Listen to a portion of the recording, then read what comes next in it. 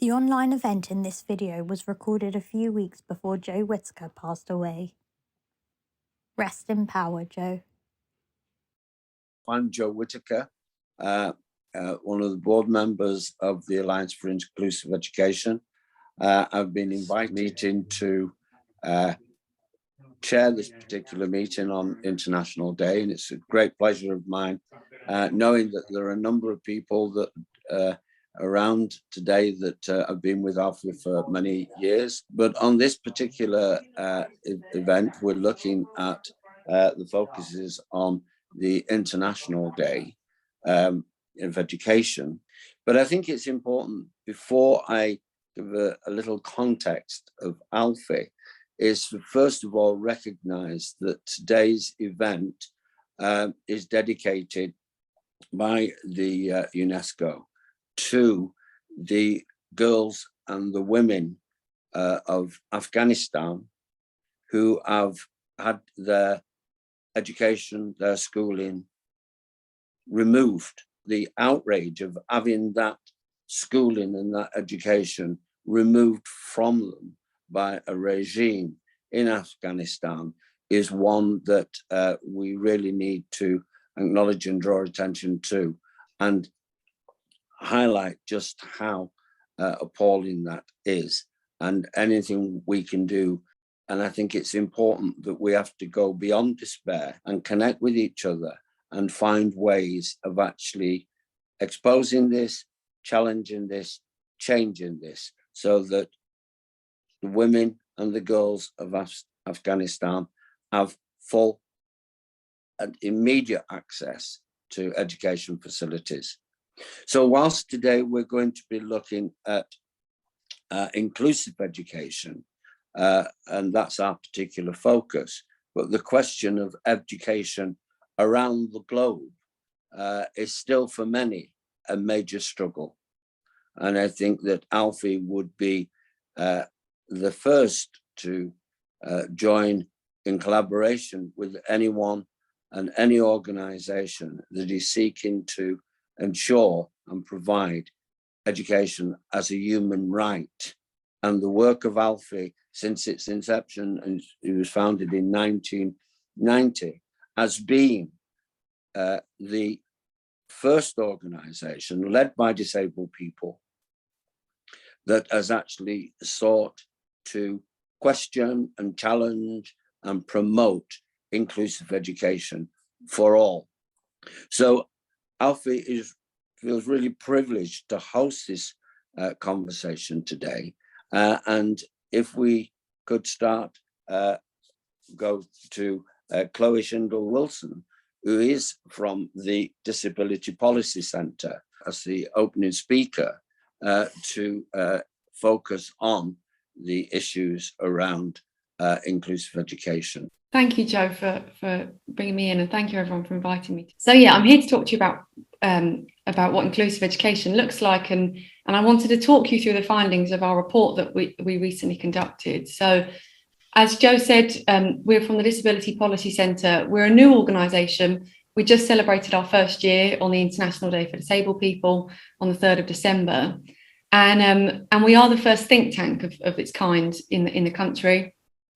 Celia and myself, Celia's my co-founder, and we both met about a year before we set the centre up. Our paths crossed, and we were both, disability was the area that we were both most passionate about. And we worked in politics. I'd worked in politics at a local level and also a national level for about 5 or 6 years. But what we noticed was that there were think tanks and policy units out there that would maybe talk about disability for a few months and then put their paper back on the shelf, or there might be an MP that would get up and say, I'm going to do a campaign about this, and then they were on to the next thing. And Celia and I, over the course of the first year that we met, really, we were speaking about how there wasn't enough being done sort of in that, basically for a central unit to develop policy and do some research across different areas of life. So how do we break down barriers for disabled people in different areas? And our first 3 papers that we did last year, our first was on representation, our second was on education, and our third was on entrepreneurship. So I'm here to talk you through some of the findings of our education research, which I conducted last year. So basically, to start, over the course of sort of 9 or 10 months, we spoke to a variety of people. We conducted our surveys, we did roundtables, we had one-on-one interviews, and we wanted basically to get the data to back up what we already knew, that our system was letting people down. We spoke to disabled students of a variety of ages, to some people that were at school, some people that were at college, some people that were at universities. We worked with a couple of other charities that helped us facilitate these roundtables. We're very grateful for that. And then we spoke to disabled people of a variety of ages. So the people that we got our data from had some were still at school, at secondary school, and some had left secondary school sort of 40 years ago. And really what we wanted to do was to see, had anything changed over time in how people felt about their education. We spoke to parents, carers and guardians who were either going through the system or had gone through the system about their experiences. And we also did some sort of one-on-one interviews with a variety of teachers, including some head teachers of specialist schools and also those that had worked across mainstream education too. And we obviously found what we were expecting was that the system is still systematically letting disabled people down. So just to take you through a couple of the points. So in terms of, we've quite a lot of data that we've got, but to go through some of the key points. In terms of the students, one thing that really stuck out to us, these are students, you know, either present or people who had left secondary school 40 years ago. And 46.2% of them said that they went through their entire time through mainstream education and nobody had picked up on their disability. So if they had an invisible disability, nobody had picked up on it. It was not diagnosed. And many of you know, and I know from sort of personal experience, the impact that can have on someone is massive. So if somebody feels that maybe school wasn't for them, or feels that they might be different to their peers, or that for some reason they just weren't getting it, or they weren't getting what they needed, you know, the impact that can have on someone's confidence, on their self-esteem, on their, you know, prospects in the sort of job market, you know, on a personal and a professional level, it stays with someone forever. And there was huge amounts of people that were having this experience.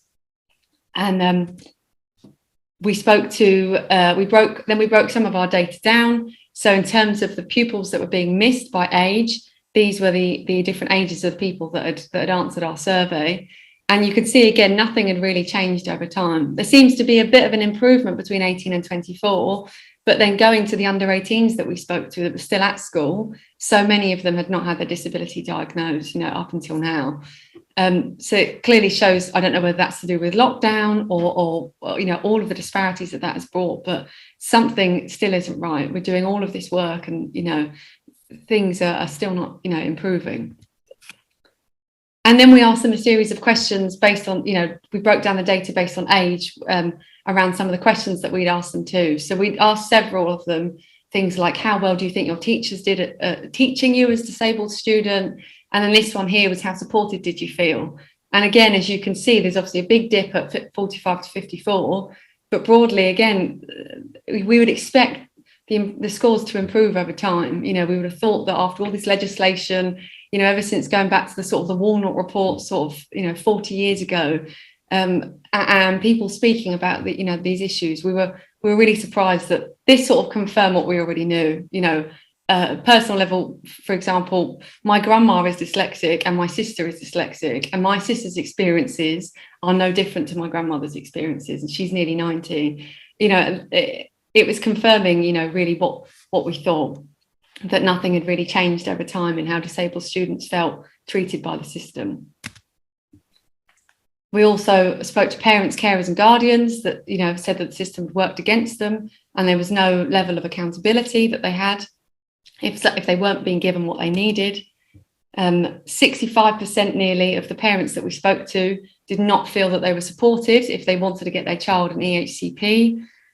We spoke to many parents who said they had to fight the system for many years, parents who said they had to go to specialist lawyers, and broadly the consensus was that, you know, we even spoke to a couple of parents from the same local authority who were invited to a town hall meeting, and the head of the council, I'm not sure if it was the chief exec or if it was the leader of the council, but one of them basically said, look, I'd love to give you what you need, I'd love to help you all, but I just don't have the money for it, just don't have the resources to give your children what they need. And, you know, it's just not good enough, really. wherever that system is failing, and whether it's a local level or a national level, you know, something has to change. And again, you know, most of the local authorities we spoke to said that they resolved EHCP cases within a year, but the data that we found just didn't really match up. There were parents waiting for 3 years. And, you know, if your child, you know, in childhood or teenage, in adolescence, those 3 years, you know, that's a huge amount of time in someone's life that they're not getting the education that they need. And then again, this is where we sort of broke the data down into the types of school that their children went to. So we asked them, you know, obviously some didn't know, but we asked them, you know, did your children, are they in an academy, a community school, local authority maintained school, you know, specialist provision or private school?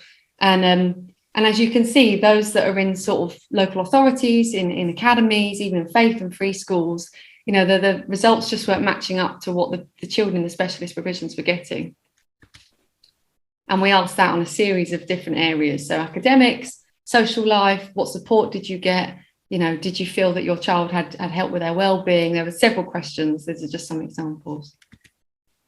And the thing that really stood out to us here was, if you look here in terms of how the question that we asked, which was, do you feel that you've got a quality of opportunity for your child in their education? You can see quite clearly here that those that came from private schools clearly outnumbered those that went to mainstream education schools, which, you know, again, goes back to the issue. If you've got money and you can pay for a good school for your child, then they may have the best chances. And, you know, what about everybody else? You know, it becomes highlights again, you know, what we already know about education. And, you know, we believe that every child should have the right to an outstanding education. My mum wasn't really given much opportunity when she was young, and that was the thing that she drilled into us from a really young age, was take what I didn't have, and that is an education. Go and give yourself the best chance in life, you know. And, you know, it just gets brought down that this can come right down to class and how much money you have and whether you can afford a private school or not, which is just not acceptable.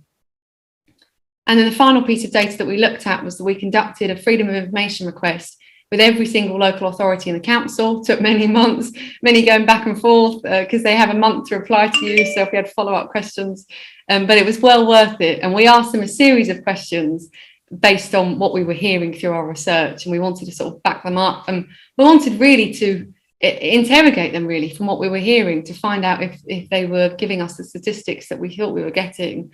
But just one that I really wanted to point out to you was that we asked them how many pupils they had in pupil referral units.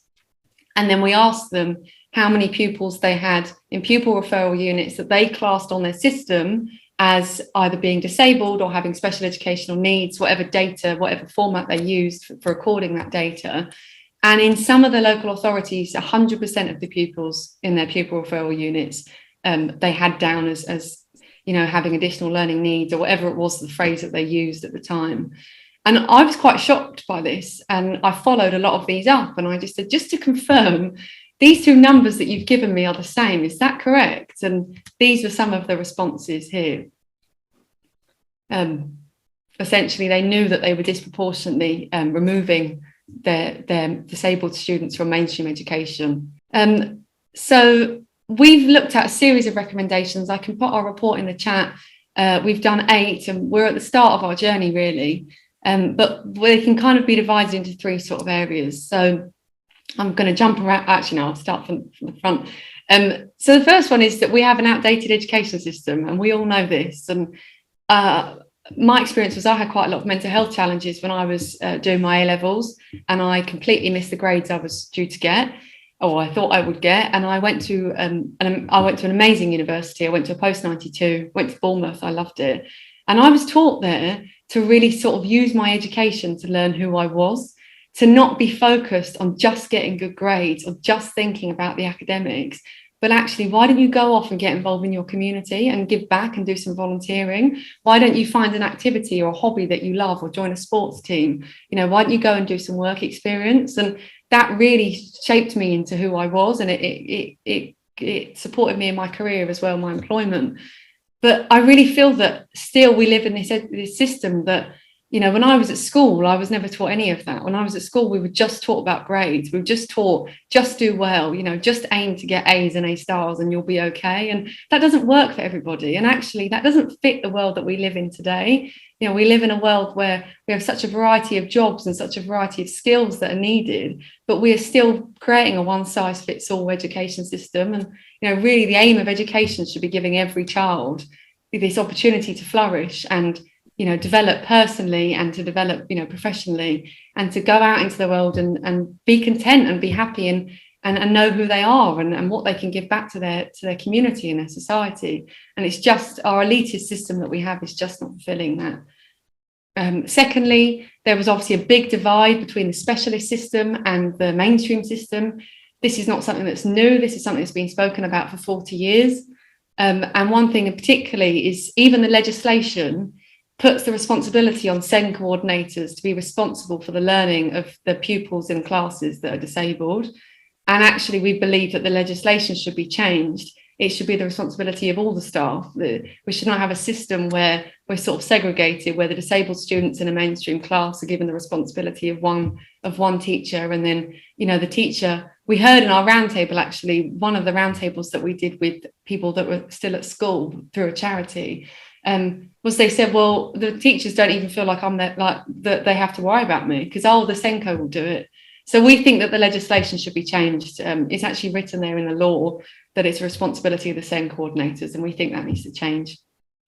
And the third thing was that there was no accountability for families who are let down by the system. So we think there needs to be an independent service, maybe a bit like the CAB type thing, where, you know, it's set up by the government and by, you know, other partners, that people can go there, families can go there if they need advice, if they need guidance, maybe even if they need legal representation. It should be affordable. And we believe that an independent system needs to be set up like that when people are clearly let down and their obligations are not being fulfilled. So it's a privilege to be here with all of you. Thank you for inviting me. And I'm looking forward to sort of starting this journey with all of you. And as I said, we're sort of at the start of our journey too, as to imagining what that system looks like. You know, it's not okay that we have a system that lets down our disabled people, you know, at such a, you know, such a clear level is letting our disabled young people down. And it's an intersectional issue as well. It's a social justice, issue. Going back to the issue of exclusions, the amount of disabled students that are getting excluded, you know, we know that disabled students are 7 times more likely to be excluded. And we know, for example, that if you're on free school meals, that's even higher. We know, for example, that our Black Caribbean students are 4 times more likely to be excluded from school. So, you know, this is an issue about social justice, about, you know, equality. And I'm sure you're all here because you believe the same as me, that education is the most important thing to be able to change someone's life and to be able to give someone the best chances in life. So looking forward to being on this journey with all of you. So thank you. Thank you very, very much, Chloe. And I'm sure that there are many people here, if not all people, will be connecting with much of what you have to say. You lead us now on to Michelle, who's going to introduce the issue there of the focus of intersectionality and how that has become a significant issue within Alfie over the last number of years. Yeah, thank you, Joan. Thank you for setting the scene about what we're doing today around National Education Day. And Chloe, thank you for providing such a detailed presentation. Really helpful. And after me, Iola will be talking about the work around capacity building. So I've been asked to speak around intersectionality within the scope of Alfie's work, and also to celebrate the day, the National Education Day. The United Nations declared 24th of January as International Day of Education as a way to celebrate the role, and in quotes they say, role of education for peace and development. And Joe spoke about that at the start when he talked about what they've defined and coined the day for. It also states on the UNESCO's website, says, without inclusive and equitable quality education and a lifelong opportunity for all, countries will not succeed in achieving gender equality and breaking the cycle of poverty that is leaving millions of children, young and adults behind. This is a good example to demonstrate the point I've been asked to speak on. and that is intersectionality and why it matters and necessary. So intersectionality was coined by Kimberly William Crenshaw in 1989. Crenshaw is a Black American scholar and activist and has given us the language and tools to framing human rights and equality. What concerned Crenshaw was how different forms of discriminations are responded to separately. And I think that's important for us as disabled folks, is how our identities are seen as single issues. So I'm just going to cover a few points. I'm not going to go into details because I want to allow space for discussion. So why is intersectionality matter and why is it necessary? So intersectional approach requires us to think about people's identities, backgrounds, and relations to power and privilege. And these are some of the things that we think about in ALFI when we're doing our work and when we're looking at education. Intersectionality also matters because it forces us to question how policies and practices cause intersectional discrimination, helps us to identify deep structural barriers, stops homogenizing disabled people and other groups, and helps to improve campaigning. And lastly, helps identify links and connections of social injustices, as we saw in the pandemic, such as class, housing, and education.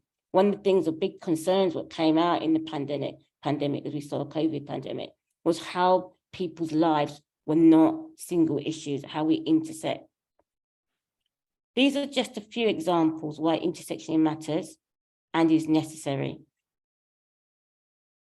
The UNCRPD, UN Convention on the Rights of Persons with Disability, is one of the intersection treaties to recognize intersectionality. Actually, it might be one of the first treaties, as I've read. However, it's not always actioned as intended. One of the things that we find excited about that, if you look at the UNCRPD, is in the articles, it does list protected characteristics, which is quite different from many of the other treaties. And just to sum up this point, is without an intersectional framing, disabled people and communities will remain marginalized or underrepresented groups and be pushed out of society.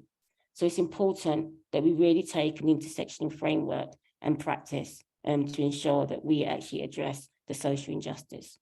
Thank you. Thank you. Thank you very much, Michelle. One of the key things about ALFI has always been, since its early days, about building capacity, about building and creating an opportunity to hear the voice of those people who have been excluded, who are not seeking permission to be included, but have come to recognize it's their human rights. Inclusive education is, ALFI has always maintained, a human right, not a technicality of education. And one of the ways in which we are building that capacity is through Stronger Voice Project, who Iola is going to introduce us to now. Thanks again, you guys, for setting the scene.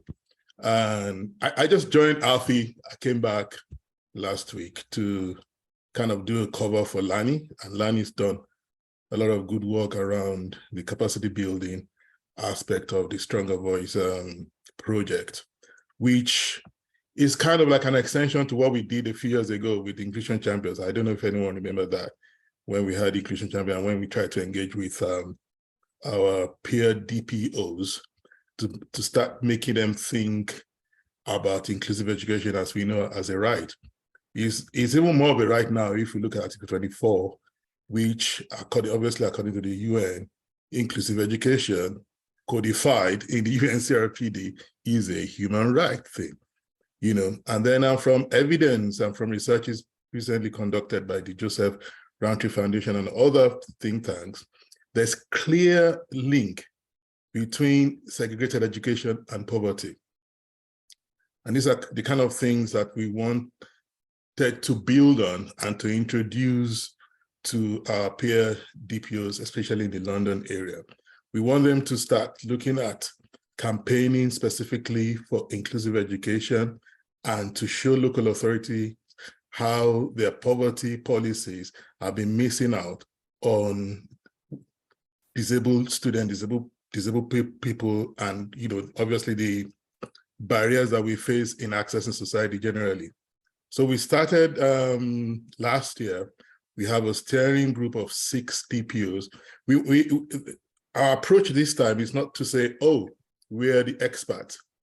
We know DPOs are also experts in campaigning, but we want to join up together, share ideas, and co-produce actions and activities that will link segregated education and poverty. So and when we talk about poverty, we're not always talking about finances. We're also talking about poverty of opportunities, poverty of not even being isolated. And so we've started, and this program is actually one of the events that we identified at the steering group meetings, and we're working together to achieve outcomes that will not only benefit London, but will be replicated across the country. I know that we've started the work, we are building the capacity. We'll be, as a team now in ALFI, we all work closely together.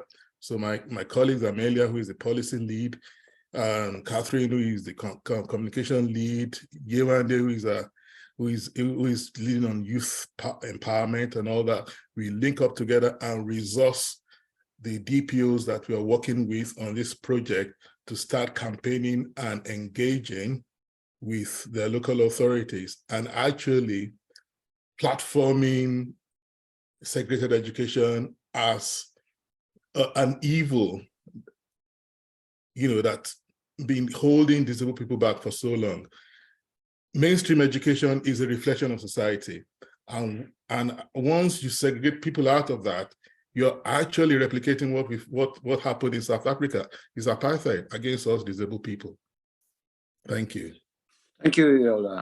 I think that the one thing that ALFI can say very clearly and very loudly and very proudly is that we know at ALFI that inclusion works. It's not an idea. Inclusion works. When we create systems and opportunities where people are supported in meaningful ways that work for them, people can show who they are, make their contribution, and participate as fully as anyone else. We know that. We don't need permission for inclusion. Inclusion is a right. And when reference was made a little while ago to the question of experts, we don't need experts to tell me I have a right to belong. Expertise can be a valuable contribution to our understanding. And many of the questions that have already been raised and the capacity building, as we say, ALFI have been instrumental, actively instrumental, and disabled people at ALFI have led that struggle, because it does quite clearly shame society when people have to struggle to belong when it is their right. And I know we have a number of people present today that were instrumental at ALFI, instrumental in creating the language, the text of the human rights, who were actually present in New York at the UN Convention 2007 and the Human Rights Convention on the Rights of Persons with Disability, who gave particular focus to Article 24 and the language of inclusive education, and shifting inclusive education from an issue to a right, to a human right. And I'd like to thank all of us and all of you for participating in this important discussion. I'm sure it will continue. Thank you very much.